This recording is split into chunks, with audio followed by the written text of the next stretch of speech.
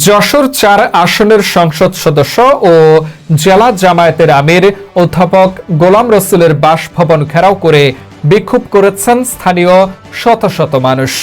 মঙ্গলবার সকালে যশোর শহরের নীলগঞ্জ এলাকায় এই ঘটনা ঘটে। এ সময় তার বাড়িতে হামলার অভিযোগও উঠেছে।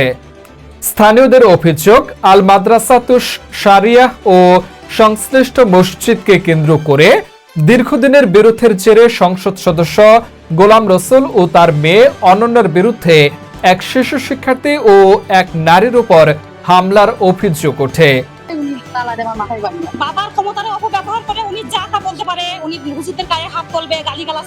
বিক্ষোভকারীদের দাবি, মাদ্রাসা বন্ধ করে দেওয়ার হুমকি দেওয়া হয়েছে।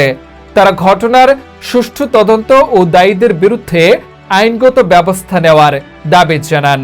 পরে পরিস্থিতি উত্তপ্ত হলে বিক্ষোভকারীদের একাংশ যশোর নড়াইল মহাসড়ক অবরোধ করে বিক্ষোভ করেন। তবে অভিযোগ অস্বীকার করেছেন গোলাম রসুলের স্ত্রী শারমিন ভিনা। তার দাবি, উদ্দেশ্য প্রণোদিত অভিযোগের পাশাপাশি তাদের বাড়িতেও হামলা চালানো হয়েছে। খবর পেয়ে পুলিশ ঘটনাস্থলে গিয়ে পরিস্থিতি নিয়ন্ত্রণে কাজ শুরু করে। এখানে উদ্ভূত পরিস্থিতি তৈরি হয়েছে, আমরা এসেছি, আমরা উভয় পক্ষের সাথে কথা বলেছি এবং দৈনিক জীবনযাত্রা, সত্যের সন্ধানে মানুষের পাশে।